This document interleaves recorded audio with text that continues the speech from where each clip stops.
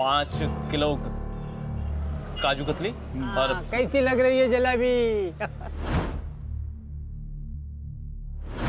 5 kilo rasgulla और 2 kilo रसभरी डाल देना। 2 किलो रस भरी। Uncle 5 kilo kaju katli, 5 kilo rasgulla, 2 kilo रस भरी पैक कर। कार्ड स्वाइप करते हो ना? जी। अरे यार चले।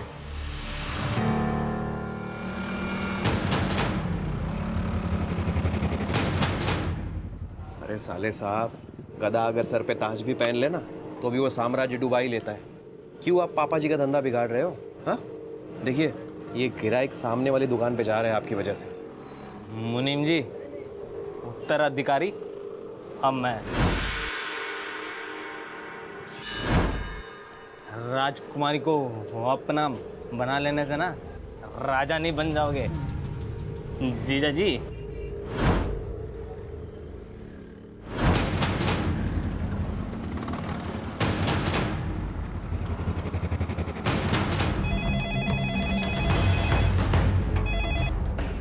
हेलो।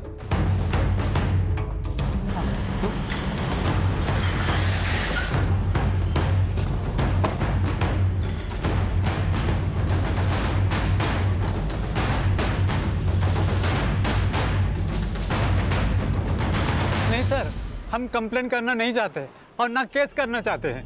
आप घबराइए मत, वो लोग जो कोई भी थे हम उनके खिलाफ एक्शन लेंगे। नहीं, हम बात यही खत्म करना चाहते हैं और इस मामले में जिनका नुकसान हुआ है उनकी हम भरपाई कर देंगे ना। सर ये मामला यही रफा दफा कर दीजिए। सर वो कंप्लेन करें ना करें, लेकिन हमें करनी है। सर उन गुंडों को पकड़िए। देखिए बेवजह मेरी बीवी का सर फोड़ दिया। कौन थे वो लोग?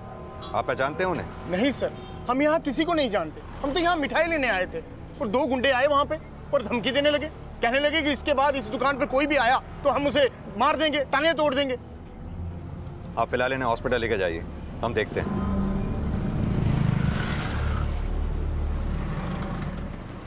साहब, सीसीटीवी फुटेज दिखाने से तो हम आपको मना नहीं कर सकते, लेकिन इस सीताराम के पचड़े से हमें दूर रखिएगा। ये जिन 2 गुंडों ने आपके पड़ोस में सीताराम की दुकान में तोड़फोड़ की, उनसे सारा बाजार डरता है क्या? सर गुंडों का तो पता नहीं, लेकिन इस सीताराम दुबे से पूरी बाजार में कोई भी बोलचाल नहीं रखना चाहता है साहब। ऐसा क्यों? सर इसके बारे में क्या पता है साहब?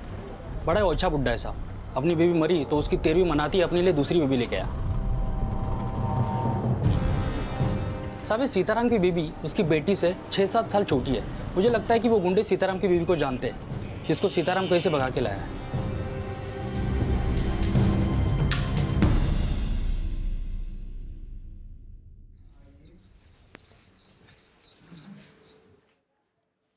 लाइए हम कर देते हैं। नहीं, हम कर लेते हैं ना।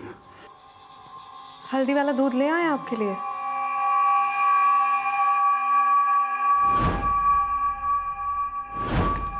सर वो हमलावर जिस बाइक पर आए थे उस बाइक का नंबर मैंने आरटीओ भेज दिया है।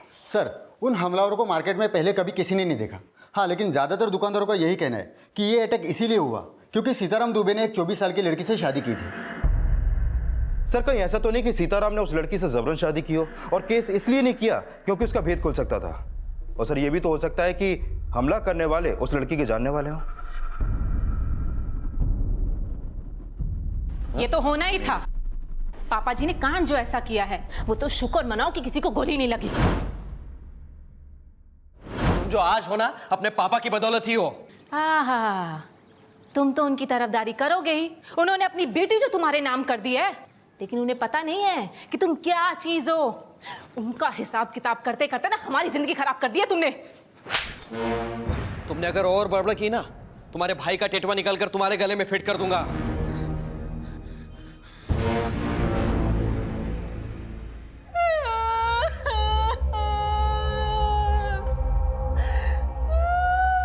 मम्मी और जोर से अभी तक किसने सुना नहीं है। तो ये हम पे हाथ भी उठाने लगे।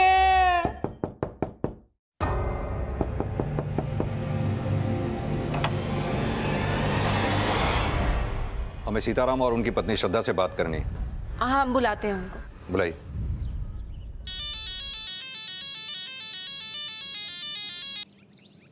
हाँ आदर्श, सर हमने उन दोनों आदमियों को पकड़ लिया जिन्होंने सीताराम की दुकान पर हमला किया था। उनका बोलना है कि सीताराम की दुकान पर तोड़फोड़ करने का उनको पैसा मिला था।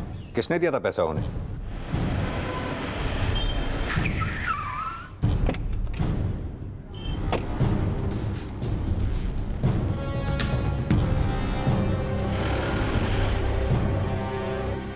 मालिक, श्यामदास सेठ को पुलिस पकड़ के क्यों ले गई?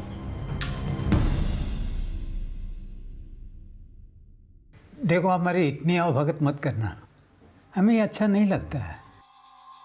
देखिए, हम आपके ऋणी हैं, आपकी सेवा करना हमारा फर्ज है। पापा जी, पुलिस आई है। हमें पता चला आपकी दुकान पे जो हमला हुआ, आपके पड़ोस की दुकान वाले श्यामदास ने वो हमला करवाया था। अरे वो कमीना शुरू से ही हमसे जलता है, उसकी दुकान चलती नहीं है ना। लेकिन हमने तो ये भी सुना है कि हमको पता है कि अब आप क्या पड़ताल करने वाले हैं। अब इस उम्र में हमने शादी की है तो कोई गुनाह की है? हमने ऐसा कब कहा? लेकिन क्या ये शादी आप दोनों की रजामंदी से हुई थी? हाँ, दरअसल हमारी स्वर्गवासी पत्नी की आखिरी इच्छा थी कि हम उसके मरने के बाद में दूसरा घर बसा ले, और इसीलिए तो हमने मैचमेकर.com पे अपना शादी का रजिस्ट्रेशन करवाया, और श्रद्धा ने तो खुद हमें पसंद किया है। क्या ये सच है? जी सर। श्रद्धा ने पुलिस से यही कहा था कि ये शादी उसकी मर्जी से हुई थी, लेकिन 24 वर्षीय श्रद्धा का 63 वर्षीय सीताराम के साथ शादी करना एक ऐसा रहस्य था जो बहुत जल्द एक ऐसे केस को जन्म देने वाला था जिसका कनेक्शन 2 महीने पहले हुई मीनल तिवारी की हत्या से भी जुड़ा था। सर, सीताराम जी आए हैं। वो कह रहे हैं उनकी पत्नी श्रद्धा कहीं मिल नहीं रही है। बुलाओ उन्हें। सर, श्रद्धा रोज सुबह 7 बजे केशव नगर मंदिर जाती है और 8 बजे तक घर वापस आती है। अब शाम होने को आई, अब तक उसका कोई पता नहीं चला।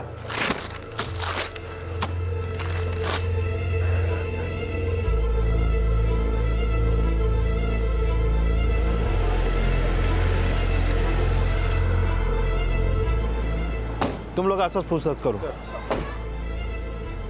ये लड़की यहाँ पर आए थे? हाँ साहब, ये लड़की रोज यहाँ आती है, लेकिन आज नहीं आई। इसके पति सीताराम जी भी इसके बारे में पूछ के गए।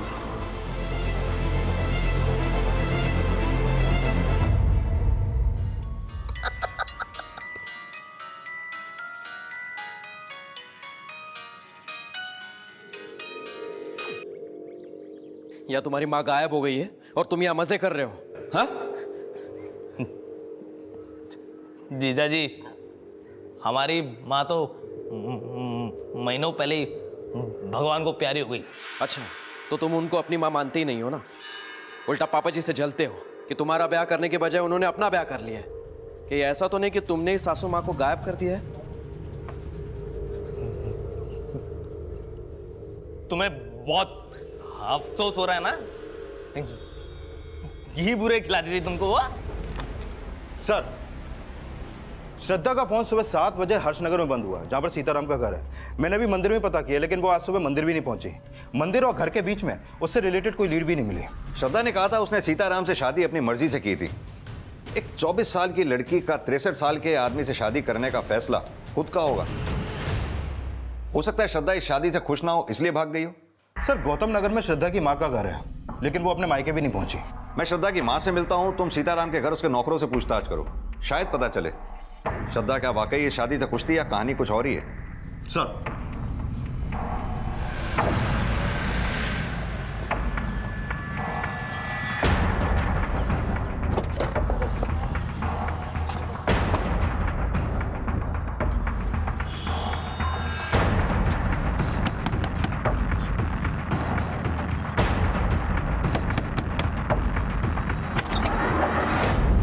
जी साहब। आप श्रद्धा की माँ हैं?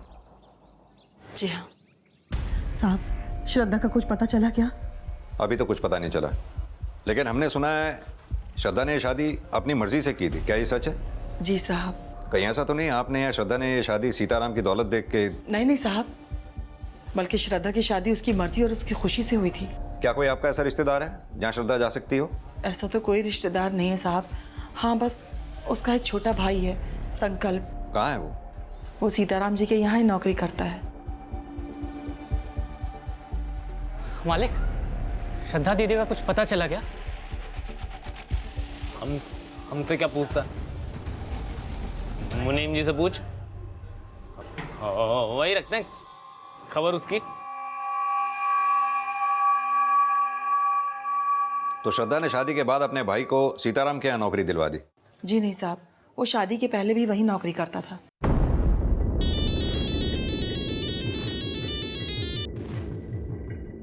हाँ आदर्श। सर, मेरी सीताराम के घर के नौकरों से बात हुई, उनसे एक इन्फॉर्मेशन मिली है।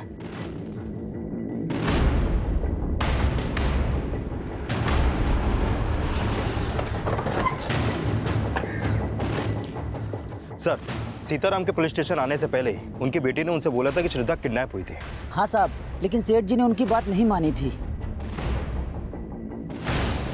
सर, रितु ने झूठ बोला था हमको। लेकिन रितु ने कहा उसने श्रद्धा को किडनैप होते हुए देखा था। ये सच है ना? सर वो पापा जी, सर जाने दीजिए। क्या जाने दीजिए? जो भी बात है साफ साफ बोलिए। सर आप चुप रहिए। आपने श्रद्धा को किडनैप होते हुए देखा था? हाँ सर, लेकिन पापा जी ने हमारी एक बात नहीं सुनी। वो तो हमें झूठा समझते हैं। इनको तो हमारी किसी बात पे यकीन नहीं होता।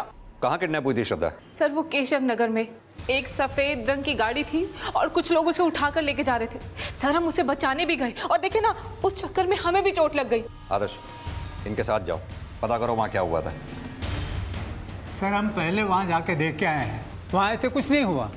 रितु झूठ बोल रही है। लेकिन आपकी बेटी झूठ क्यों बोलेगी? ये उसकी आदत में है, मनगढ़ंत कहानियाँ सुनाते रहती है ताकि ये उसकी बकवास सुनकर हम उसको अहमियत दें। हाँ अंकल, मम्मी ऐसा इसलिए करती है क्योंकि वो भी हमारे तरह अकेले हो गए, कोई उससे बात भी नहीं करता।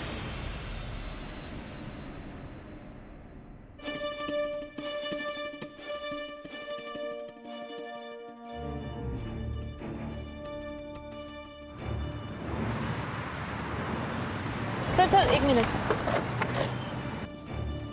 हाँ सर, यही वो जगह है जहाँ से श्रद्धा गायब हुई थी। मेहता, आसपास पूछताछ करो। सर, जब किडनैपिंग हुई क्या टाइम हो रहा होगा? सर वही करीब 7 सवा 7 बजे। श्रद्धा मंदिर जा रही थी और हम सुबह सुबह की वॉक करके घर लौट रहे थे। सर हम घर जाएं, हमारा छोटा बच्चा है ना, उसे भूख लगी होगी। ठीक है, आप जाइए।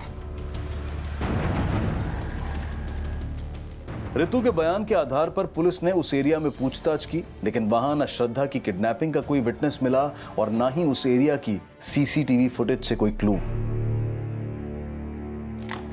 सर, सीताराम की बेटी ने जो जगह हमें दिखाई वहां पर पूछताछ भी की और वहां के सीसीटीवी फुटेज भी चेक किए, लेकिन ऐसा कुछ सामने नहीं आया जिससे पता चले कि वहां पर कोई किडनैपिंग भी हुई थी।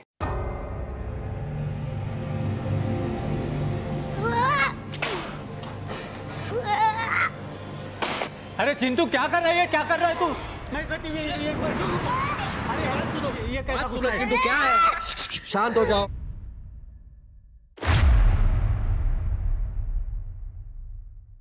अपनी बेटी रितु को बुलाइए। मम्मी घर पर नहीं है। कहाँ गई है बेटा आपकी मम्मी? हमें मालूम नहीं, लेकिन मम्मी बहुत रो रही थी।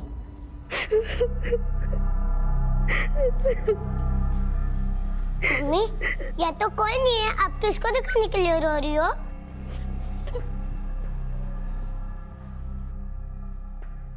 मम्मी कहती है यह सब सेल्फिश है, सब खुद को ही प्यार करते हैं, इसलिए मैंने सबकी प्यारी चीज तोड़ दी। इनकी वजह से कोई किसको टाइम भी नहीं दे पाता है। रितु को फोन लगाइए, हमें उससे बात करनी है।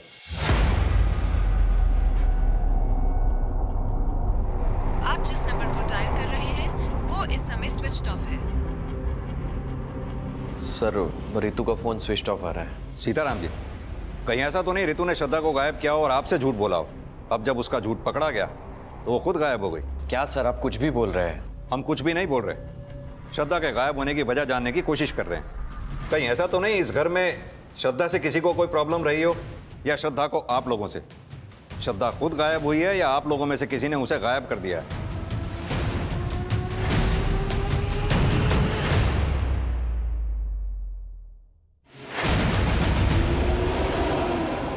श्रद्धा की फिलहाल कोई लीड नहीं थी, लेकिन जल्द ही रितु का गायब होना भी रहस्य बन गया और एक चौंकाने वाला खुलासा हुआ।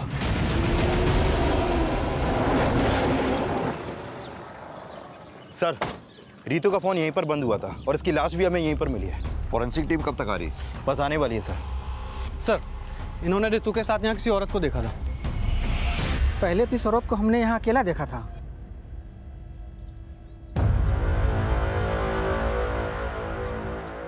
फिर बाद में हम वापस लौट कर आए तो देखा ये औरत किसी और औरत के साथ बात कर रही थी। कौन थी वो औरत? सर, उसका चेहरा तो हमने नहीं देखा क्योंकि हम बहुत दूर से देखे थे, पर वो साड़ी पहन रखी थी। सर, श्रद्धा भी साड़ी पहनती है। कहीं ऐसा तो नहीं कि इस आदमी ने जिसे देखा हो वो श्रद्धा ही हो? लेकिन श्रद्धा तो कल से गायब है, रितु से मिलने क्यों जाएगी? सर, हो सकता है श्रद्धा गायब ना हो और रितु के झूठ का कोई राज हो। तिवारी, कहीं ऐसा तो नहीं इस राज का कनेक्शन रितु के मर्डर से हो?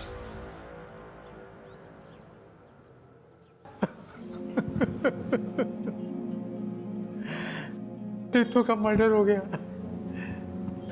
अंकल, मम्मी कहाँ है? मन को कुछ नहीं हुआ है ना अंकल? बेटा, तुम्हारी मम्मी हम सब लोगों को छोड़कर भगवान के पास चली गई है। मुझे मालूम है, आप सबने ही मम्मी को भगवान के पास भेजा है। आप मम्मी से प्यार नहीं करते थे। चिंटू, आप लोग चिंटू के बात का गलत मतलब मत निकालना। वो अपने मम्मी से बहुत प्यार करता है। लेकिन क्या आप लोग रितु से प्यार करते थे? रितु का आपकी बीवी श्रद्धा के साथ कैसा रिश्ता था? सर, हम सब लोगों का रिश्ता अच्छा ही है। मुझे तो लगता है कि श्यामदास की तरह किसी दूसरे ने हम लोगों के ऊपर चिढ़ निकाली है अपनी, इसलिए पहले मेरी सासू माँ गई और अब रितु का मर्डर हो गया। अगर कोई घर वाला नहीं तो बाहर वाला कौन कर रहा है ये सब? नहीं, हमें नहीं पता सर। हमें तो श्रद्धा की फिक्र हो रही है कहीं उसका भी कोई।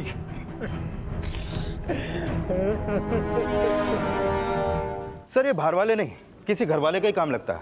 मैंने सीताराम के घर के आस पड़ोस में भी पूछताछ की। प्रॉब्लम उस फैमिली में है, वहाँ किसी से नहीं बनती। लेकिन घर वाला ऐसा कौन होगा जिसका श्रद्धा को गायब करके रितु के मर्डर से कोई फायदा हो? सर, श्रद्धा क्यों गायब हुई इसका अभी तक हमारे पास कोई लीड नहीं है, लेकिन रितु के मर्डर में श्रद्धा के कनेक्शन की एक थ्योरी बनती है। कैसी थ्योरी? सर, पता चला है कि श्रद्धा के भाई संकल्प को रितु के पति विशाल ने सीताराम की दुकान पर काम पे लगवाया था और काम पे लगने के 6 महीने बाद ही श्रद्धा की शादी सीताराम से हो गई थी। यानी कि तुम ये कहना चाहते हो कि श्रद्धा की शादी सीताराम से होना विशाल की कोई साजिश है? नॉट श्योर, लेकिन हो सकता है सर।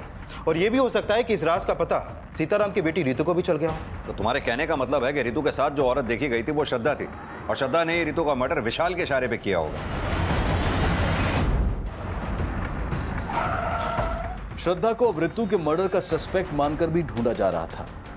श्रद्धा के भाई संकल्प से भी पूछताछ की जा रही थी और सीताराम श्रद्धा की शादी और रितु की हत्या में विशाल श्रद्धा की मिली भगत को भी खंगाला जा रहा था और रितु की पोस्टमार्टम रिपोर्ट इसके संकेत भी दे रही थी। सर, ये रितु की पोस्टमार्टम रिपोर्ट। इस रिपोर्ट के मुताबिक उसकी हत्या उसका गला घोंटने से की गई और सर उसकी बॉडी पर ऐसे चोट के निशान भी मिले हैं जो उसकी हत्या से पहले के हैं। सर, हो सकता है रितु घरेलू हिंसा का शिकार हुई हो। मुझे मालूम है, आप सबने ही मम्मी को भगवान के पास भेजा है। आप मम्मी से प्यार नहीं करते थे। रितु के बेटे ने जिस तरह से रिएक्ट किया था उसे देखकर तो ये लगता है कि रितु के अपने हस्बैंड के साथ रिलेशन ठीक नहीं थे। आई एम श्योर सर, ऐसा ही है। मैंने सीताराम के घर के नौकरों से पूछताछ की तो पता चला कि रितु श्रद्धा से चिढ़ती थी और इसका कारण विशाल और श्रद्धा का अफेयर हो सकता है सर। तो हो सकता है रितु के साथ जिस औरत को देखा गया था वो श्रद्धा ही हो। एक काम करते हैं, रितु के हस्बैंड विशाल और उसके बेटे चिंटू से रितु के बारे में बात करते हैं, शायद कुछ पता चले। सर,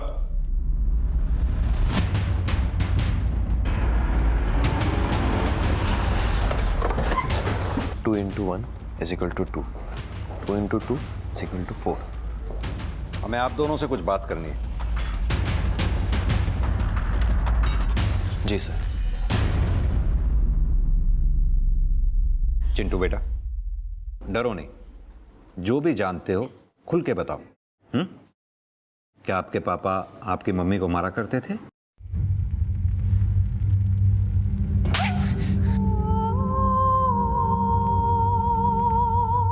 सर, मैं मानता हूं कि मैंने उसको 2-3 बार मारा है, लेकिन कभी इतना भी नहीं मारा सर कि उसको इतना गहरा घाव हो जाए, बल्कि वो खुद अपने आप को पीटती थी सर। रितु खुद अपने आप को क्यों पीटेगी? वो इसलिए ऐसा करती थी कि वो चाहती थी कि सब लोग उसको तवज्जो दें। लेकिन तुम्हारा बेटा तो बोल रहा है कि तुम रितु को मारा करते थे। सर, वो तो खुद अपनी माँ की देखम देख में अपने आप को चोट लगा लेता था। उसने कुछ दिनों पहले अपने हाथ को चोट लगा दी थी सर वो भी यही चाहता था कि सब लोग उसके आओ भगत में लगे रहे। चाहिए तो पूछ लीजिए सर आप उससे। चिंटू बेटा, आपको डरने की कोई ज़रूरत नहीं। जो कुछ भी आप जानते हो सच सच बताओ, हम आपसे कुछ नहीं कहेंगे। हाँ अंकल, हमने ही अपने हाथ पे चोट लगाई थी। रितु, इसे केसर का दूध पिला देना। पापा जी, डॉक्टर ने पहले बोला है उसे खाना खिलाने के लिए और उसी के बाद तुरंत दवाई। इसे खाना खिला देना। देते हैं, हाँ? नहीं, हम अपनी मम्मी के हाथ से ही खाना खाएंगे। हेलो जी।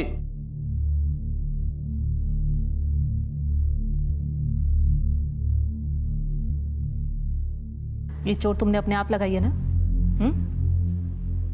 देखते ही पहचान गए थे। आखिरकार खून तो अपनी माँ का ही हो, हाँ?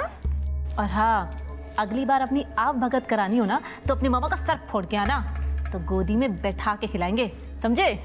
चलो अब मुंह खोलो, लो तू सब भी मम्मी के हाथ से ही खाएंगे। लेकिन क्यों बेटा? क्योंकि घर में हमसे कोई बात नहीं करता था। जब चोट लगी तब सब प्यार करने लगे, बाद में वापस वैसा ही हो गया। लेकिन आपसे ऐसा करने के लिए किसने बोला? किसी ने भी नहीं।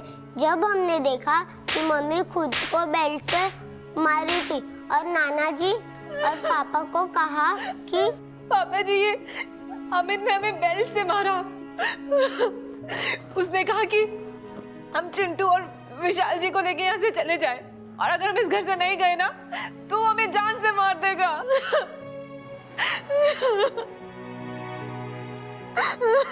फिर नाना जी ने मामा को बहुत पीटा और मम्मी से प्यार से बात करने लगे। बाद में मामा ने मम्मी से बात करना बंद कर दिया। सर अमित तो रितु को शुरू से नापसंद करता था और उसके बाद धीरे धीरे उसको सासू माँ से भी प्रॉब्लम होने लगी। कैसी प्रॉब्लम? पापा जी ने उसकी शादी करने के बजाय वो खुद अपने लिए बहू लेके आए थे, इसलिए वो पापा जी से चिढ़ा करता था और उसके बाद सासू माँ से भी। विशाल और चिंटू के बयान के बाद पुलिस अमित से जुड़ी जानकारी जुटाने लगी और इस केस में अमित की भूमिका के कुछ नए समीकरण जोड़े जाने लगे। पता चला है कि अमित की अपनी बहन रितु से बिल्कुल नहीं बनती है और काफी समय से उन दोनों के बीच में बोलचाल भी नहीं है। और सर, ये भी पता चला है कि पिछले 2 साल से सीताराम अपने बेटे अमित की शादी करवाने की कोशिश कर रहे हैं, लेकिन अमित के हकलाने की प्रॉब्लम की वजह से हर लड़की उसे रिजेक्ट कर देती है। वो हमें रिजेक्ट नहीं करती थी, हम उन्हें रिजेक्ट करते थे। क्यों? तुम शादी नहीं करना चाहते थे क्या? अच्छी लड़की मिलेगी तो ज़रूर करेंगे सर, लेकिन अभी तक मिली नहीं। लेकिन तुम्हारे पापा जी को तो मिल गई थी। क्या खाक मिल गई थी? एक नंबर की लालची थी। उसने पापा जी से नहीं, उनकी दौलत से शादी की। लेकिन तुम्हारे पापा जी को तो लगता था कि वो सठा गए सर। हमें तो लगता सर कि वो श्रद्धा पापा जी को चूना लगाकर भाग गई, और पापा जी किसी को बता नहीं रहे हैं क्योंकि उनकी इज्जत पर बात है ना। अगर ऐसा था तो तुम्हें कैसे पता चला? हम पापा का चेहरा पढ़कर समझ गए। चेहरा तो तुमने अपनी बहन का भी पढ़ लिया होगा। सुना है बड़ी प्रॉब्लम थी तुम्हें रितु से। उससे तो सभी को प्रॉब्लम थी सर, और सबसे ज़्यादा जीजा जी को। दीदी को धोखा दे रहे थे। कैसा धोखा? हमने बताया ना सर, श्रद्धा बहुत चालाक लड़की थी सर। एक तरफ हमारे जीजा जी से चक्कर चला रही थी और दूसरी तरफ मौका देखते ही पापा जी को लूट कर भाग गई।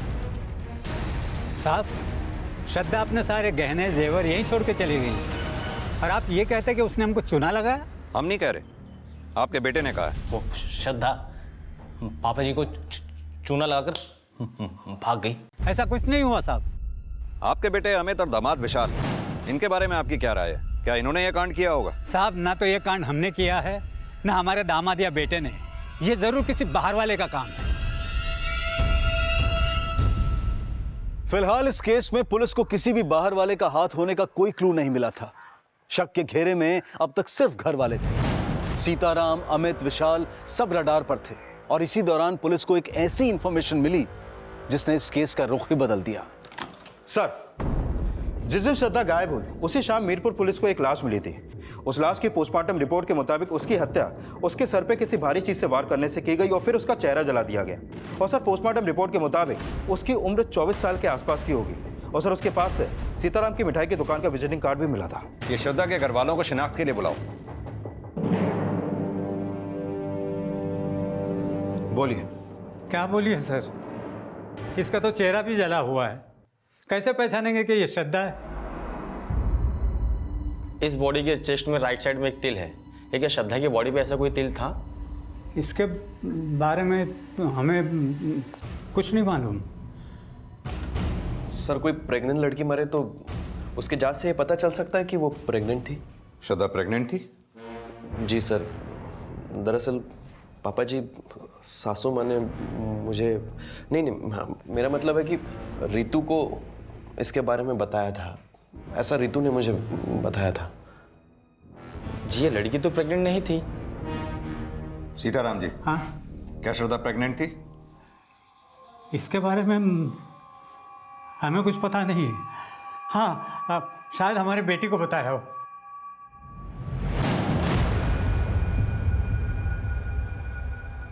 सर, हो सकता है रितु ने विशाल से झूठ बोला हो, क्योंकि झूठ बोलना रितु की फितरत में था। ऐसा भी तो हो सकता है। रितु ने ये बात विशाल को बताई ही ना हो, विशाल खुद इस बात को जानता हो कि श्रद्धा प्रेग्नेंट थी। तुमने नोटिस नहीं किया विशाल ने अपनी बात को कितनी स्मार्टली घुमा दिया था कि उसे श्रद्धा की प्रेगनेंसी की बात रितु ने बताई थी। सर, मैंने श्रद्धा की माँ से भी बॉडी की शिनाख्त करवाई, लेकिन उसने भी मानने से मना किया कि वो बॉडी श्रद्धा की है। और सर, उसने ये भी कहा कि श्रद्धा की चेस्ट पे कोई तिल नहीं था। क्या श्रद्धा की माँ ये बात जानती थी कि श्रद्धा प्रेग्नेंट थी? नहीं सर। यानी श्रद्धा की माँ को ही नहीं, बल्कि श्रद्धा के पति सीताराम को भी श्रद्धा की प्रेगनेंसी के बारे में पता नहीं था। मुझे लगता है अगर श्रद्धा प्रेग्नेंट रही होगी तो जरूर वो सीताराम की वजह से तो नहीं रही होगी। तो सर, क्या अमित का शक सही था? वाकई में विशाल और श्रद्धा के बीच में कोई अफेयर रहा होगा? हमें चाकू दिखा के नाटक कर रहा था ना। अब तो हम तो पक्का जान चुके हैं कि श्रद्धा रानी पापा जी की नहीं, आपकी रानी थी। देखो अमित, हमारा मुंह मत खुलवाओ, नहीं तो क्या? बकवास बंद करो। क्या? हाँ, क्या कर लेंगे? अगर श्रद्धा और विशाल का अफेयर था तो श्रद्धा कहाँ है ये विशाल को जरूर पता होगा। विशाल पे नजर रखो, श्रद्धा के भी पास प्रेजेंट को अच्छी तरह से खंगालो। श्रद्धा गायब नहीं हुई है, शायद कहीं छुपी हुई है। सर, माना श्रद्धा कहीं छिपी हुई है, लेकिन मीरपुर पुलिस को जो डेड बॉडी मिली है, अगर वो श्रद्धा की नहीं है तो उसके पास से सीताराम स्वीट्स के विजिटिंग कार्ड मिलने का क्या राज है? इस केस में ऐसे कई और राज भी थे जो परत दर परत खुलने वाले थे, लेकिन जल्द ही मीरपुर पुलिस ने उस बॉडी की पहचान पता कर ली जिससे पहले श्रद्धा की लाश समझा जा रहा था। बॉडी का डीएनए होना अभी बाकी था, लेकिन लड़की की पहचान सोनम शर्मा के नाम से उसकी मां मीनाक्षी शर्मा द्वारा की गई। जब हर्षनगर पुलिस सोनम की मां मीनाक्षी से मिली तो सामने आया कि सोनम का सीताराम स्वीट्स में भी अक्सर आना जाना था। मीरपुर पुलिस को इस लड़की की लाश मिली थी। उनका कहना है इस लड़की का अक्सर आपकी दुकान पर आना जाना था। सर, यहाँ तो रोज कई ग्राहक आते जाते रहते हैं, अब पता नहीं ये आती थी या नहीं। सर, इस लड़की को हमने कई बार यहाँ देखा है। वो बड़े मालिक से मिलने आई थी। तुम श्रद्धा के भाई संकल्प हो ना? जी जी। बड़े मालिक कौन? सीताराम? जी सर। उनसे क्यों मिलने आती थी? अब ये तो हमको नहीं पता सर। अच्छा, हमें पता चला है सीताराम के दामाद विशाल ने तुम्हें यहाँ नौकरी पे रखवाया था। क्या विशाल श्रद्धा को पहले से जानता था? नहीं सर, वो हमको जानते थे और हमको ये बात समझ में नहीं आई कि श्रद्धा दीदी ने बड़े मालिक से शादी क्यों की। हम तो शादी के खिलाफ थे और माँ दीदी के सामने हमारी एक भी नहीं चली। ठीक है, जाओ। हेलो सर, श्रद्धा के बारे में गौतम नगर पुलिस स्टेशन से एक इन्फॉर्मेशन मिली है। गौतम नगर? ये तो वही जगह है जहाँ श्रद्धा अपनी माँ के साथ रहा करती थी। Yes sir. सर, श्रद्धा की माँ ने 2 महीने पहले उसकी मिसिंग कंप्लेंट करवाई थी, लेकिन उसके अगले ही दिन उसने वो वापस ली। पता करो श्रद्धा की माँ ने वो कंप्लेंट वापस क्यों ली थी और श्रद्धा उस दौरान थी कहाँ पर। Yes sir. और सोनम और सीताराम के कनेक्शन का भी पता करो। हो सकता है रितु और सोनम के मर्डर और श्रद्धा के गायब होने का आपस में कोई कनेक्शन हो। सर, इन कनेक्शंस का कनेक्शन जल्द ही मीनल तिवारी से भी जुड़ने वाला था, जिसकी हत्या 2 महीने पहले हुई थी। और पुलिस को यह भी पता चल गया था कि 2 महीने पहले श्रद्धा की मां द्वारा श्रद्धा की मिसिंग कंप्लेंट फाइल करने की वजह क्या थी?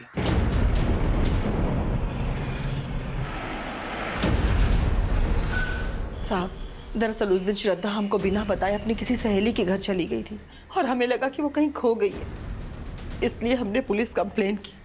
लेकिन जैसे ही श्रद्धा घर वापस आई, हमने वो कंप्लेंट वापस ले ली थी। झूठ बोल रही हैं आप। श्रद्धा उस दिन अपने किसी फ्रेंड के यहाँ नहीं गई थी, बल्कि बिष्णुपुरा में एक मैटरनिटी क्लिनिक में अपना इलाज करवा रही थी। ये उस क्लिनिक के पेपर हैं। श्रद्धा वहां इलाज इसलिए करवा रही थी क्योंकि उसका रेप हुआ था। रेप? नहीं सर, हमें नहीं पता कि श्रद्धा का रेप हुआ था। कहीं ऐसा तो नहीं कि आपने श्रद्धा का रेप किया और उसकी माँ को पैसे देकर उसका मुंह भी बंद कर दिया और श्रद्धा से शादी भी कर ली? नहीं साहब, हम इतने भी गए गुजरे नहीं है, बल्कि हमें ये सुन के धक्का लग रहा है कि हमारी बेटी के साथ इतना बुरा हुआ और उसने हमें कुछ भी नहीं बताया। माना कि आपसे श्रद्धा ने यह बात छिपाई, आपको क्या लगता है यह काम सीताराम का होगा? सर, श्रद्धा का हम रेप करते तो वो हमसे क्यों शादी करती? हमें तो लगता है कि हमसे ये बात छिपाई गई है कि श्रद्धा का रेप हुआ था। तो हो सकता है सीताराम जी कि अभी ये बात आपको पता चल गई और आपने श्रद्धा को गायब कर दिया या फिर करवा दिया। नहीं नहीं, हमने ऐसा कुछ नहीं किया है। श्रद्धा की मेडिकल रिपोर्ट के मुताबिक श्रद्धा के साथ रेप हुआ था। ये श्रद्धा और सीताराम कुछ भी बोलें, लेकिन श्रद्धा और सीताराम की शादी की वजह इस रेप से ही जुड़ी है। मतलब सीताराम ने हमसे झूठ बोला था कि उन्होंने मैचमेकर.com पे अपनी शादी के लिए रजिस्ट्रेशन किया और उसी साइट के थ्रू श्रद्धा ने उन्हें पसंद किया था। ये श्रद्धा और सीताराम के मैचमेकर.com के अकाउंट्स को चेक करवाओ। सच क्या है खुद ब खुद सामने आ जाएगा।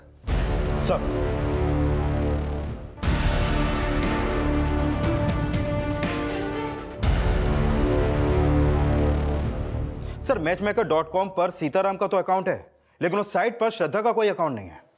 इसका मतलब सीताराम ने हमसे झूठ बोला था। सर सीताराम ने हमसे सोनम शर्मा के बारे में भी झूठ बोला था। वो अपने अकाउंट से सोनम शर्मा से चैट करता था, और वो सिर्फ सोनम शर्मा से ही नहीं, और कई लड़कियों के भी टच में था। वो सीताराम जिन जिन लड़कियों से चैटिंग करता था उनके बारे में पता करो। तुम सीताराम को बुलाओ। सर हमें श्रद्धा की एक ईमेल आईडी का पता चला है जो अभी भी एक्टिव है। पिछले दिनों श्रद्धा उसी आईडी के थ्रू यूट्यूब चैनल पे गर्भ संस्कार के वीडियो देख रही थी। सर उनके वीडियो तो प्रेगनेंसी से संबंधित होते हैं, यानी श्रद्धा प्रेग्नेंट है, उसका ईमेल आईडी भी एक्टिव है, मतलब वो गायब नहीं है। सर लास्ट टाइम उसने जिस आईपी एड्रेस के थ्रू लॉगिन किया था वो आगरा के एक साइबर कैफे गए। आगरा पुलिस से कांटेक्ट करो, पता करो श्रद्धा खुद साइबर कैफे गई थी या फिर कहानी कुछ और ही है। सर सीताराम के नंबर पे कॉल किया तो उसके दामाद विशाल ने फोन उठाया। सीताराम ने सुसाइड कर लिया। क्या?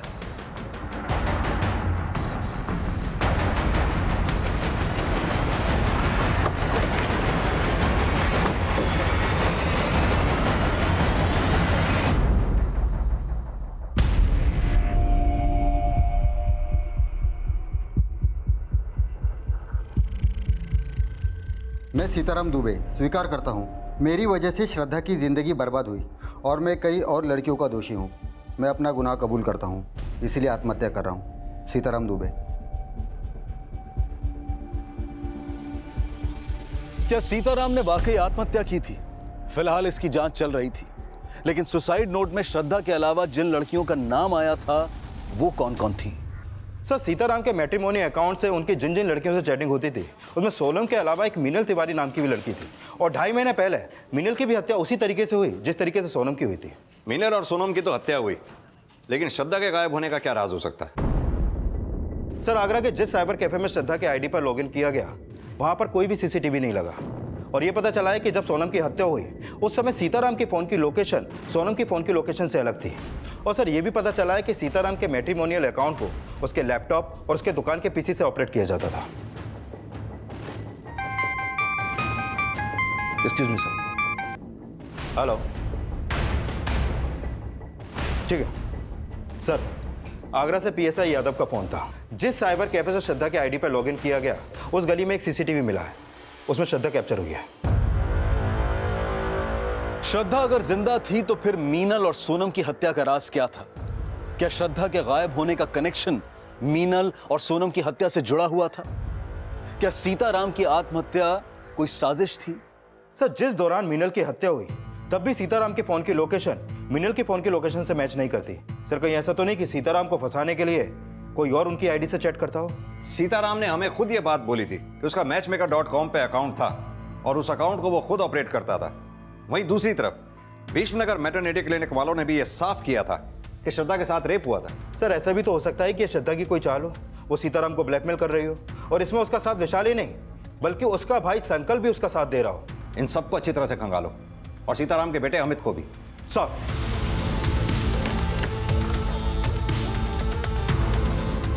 पुलिस हर सस्पेक्ट को खंगाल रही थी और जल्द ही श्रद्धा को आगरा के एक आश्रम से अरेस्ट कर लिया गया। सर हम अपनी मर्जी से गए थे, भागे नहीं थे। सर हमारी वजह से सीताराम जी को बहुत बदनामी सहनी पड़ रही थी। 2 महीने पहले तुम्हारे साथ दुष्कर्म हुआ, हाँ या ना? हाँ सर, लेकिन कौन था वो दोषी? सर हमें नहीं पता। सर हमें तो किसी ने बेहोश किया और फिर हमारे साथ। किसी ने तुम्हें बेहोश किया या तुमने सीताराम को बेहोश करके उन्हें ब्लैकमेल किया, उनसे शादी कर ली, और जब ये राज रितु को पता चला तो रितु को भी मार डाला? क्या रितु दीदी का मर्डर हो गया? रितु ही नहीं, सीताराम जी की भी मौत हो गई है। सीताराम जी? नाटक करने की कोई जरूरत नहीं है अब। नहीं सर, हम नाटक नहीं कर रहे हैं। सर हमें नहीं पता हमारे जाने के बाद यहाँ क्या क्या हो गया। श्रद्धा अपने बयान पर कायम रही कि ना तो वो ये जानती है कि उसका रेप किसने किया था, और ना ही रितु के मर्डर और सीताराम की मौत के बारे में उसे कुछ पता था। लेकिन ये साफ था कि वो प्रेग्नेंट थी, और उसकी इस हालत को देखते हुए फिलहाल पुलिस ने उसे रिहा कर दिया। लेकिन पुलिस को जल्द ही इस केस में एक स्ट्रॉन्ग लीड मिली। सर सीताराम की आईडी से जिन लड़कियों से चैटिंग की जाती थी उनमें से एक लड़की से मेरी बात हुई। ये उसकी फोटो, इसका नाम आकांक्षा है। इससे सीताराम मिला था? हाँ सर, वो इससे अमित के किए की माफी मांग रहा था, क्योंकि सीताराम का अकाउंट अमित ऑपरेट करता था, और जहां पर मीनल और सोनम का मर्डर हुआ वहां भी अमित का फोन एक्टिव था।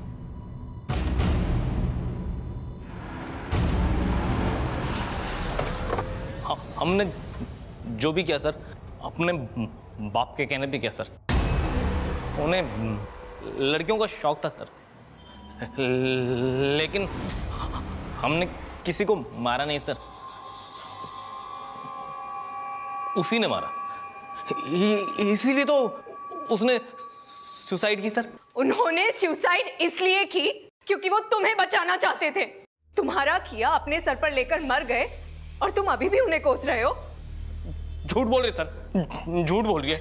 नहीं सर, हमारे सच का सबूत हमारे पेट में पल रहा है।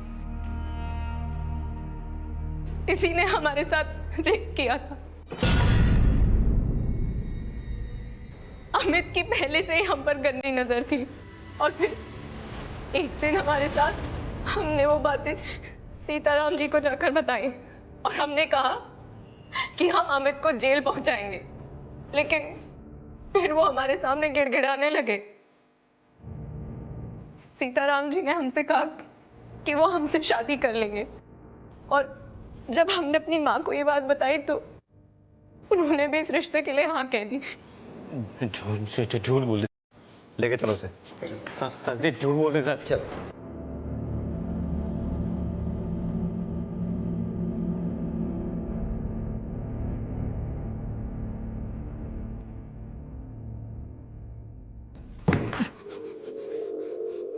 हमें लड़कियों से नफरत है, सब सेल्फिश होती है, सबको सिर्फ पैसे से प्यार होता है। मीनल और सोनम ये बात जानती थी कि तू अपने बाप के अकाउंट से उनसे चैट करता था?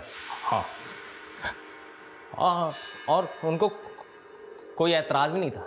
सब हमसे रिश्ता रखे हुए थे, क्योंकि हमारा बाप पैसे वाला था ना।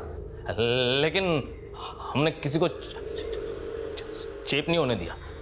लेकिन जब मीनल चेप हुई तो उसको मार दिया।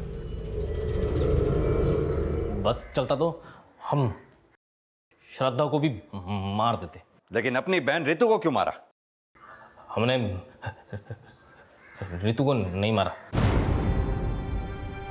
अमित ने रितु का मर्डर नहीं किया था, और सीताराम की पोस्टमार्टम रिपोर्ट और सुसाइड नोट पर मिली हैंडराइटिंग के सीताराम की हैंडराइटिंग से मैच होने की वजह से यह माना जा रहा था कि सीताराम ने आत्महत्या ही की होगी। लेकिन रितु की हत्या किसने की थी? सर श्रद्धा की मां लक्ष्मी की एक इंफॉर्मेशन मिली है जिस दिन रितु का मर्डर हुआ उसकी फ़ोन की लोकेशन उसी एरिया की थी जहाँ पर हमें रितु की लाश मिली। तो हो सकता है रितु के साथ जो औरत देखी गई थी वो श्रद्धा की माँ ही हो। साहब, हमसे भूल हो गई साहब। जब रितु गायब हुई तो हमें पता चला कि आप लोगों को रितु पे शक है, क्योंकि उसने आप लोगों से झूठ बोला था कि श्रद्धा किडनैप हो गई थी, और तब हमने रितु का पीछा किया।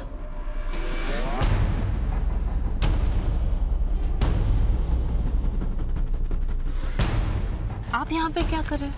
मेरी श्रद्धा कहाँ है? हमें नहीं पता कि श्रद्धा कहाँ है। आप हमसे क्यों पूछ रही हैं?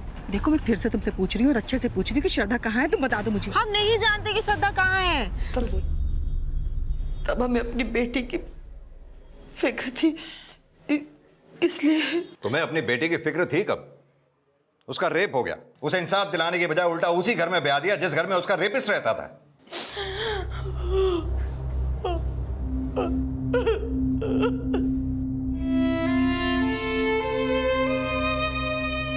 श्रद्धा की मां गैर इरादतन हत्या की अपराधी थी, लेकिन अमित ने जो अपराध किए थे वो एक ऐसी घिनौनी साजिश से जुड़े थे जिनका बचाव करना भी अपने आप में बहुत बड़ा अपराध है। और सीताराम की आत्महत्या उसी कायरता का परिणाम थी जो वो लगातार अमित के अपराध छिपाकर करता आ रहा था। हम उम्मीद करते हैं कि चिंटू का भविष्य उन अपराधों से बेअसर रहे जिसका भागीदार कहीं ना कहीं उसका पूरा परिवार था। अब मैं अनूप सोनी आपसे विदा लेता हूं, फिर मुलाकात होगी अगले एपिसोड में एक और चौंका देने वाले केस के साथ। तब तक अपना और अपने परिवार का ख्याल रखें और देखते रहें क्राइम पेट्रोल डायल 100। सबक एक को सीख हम सबको। जय हिंद।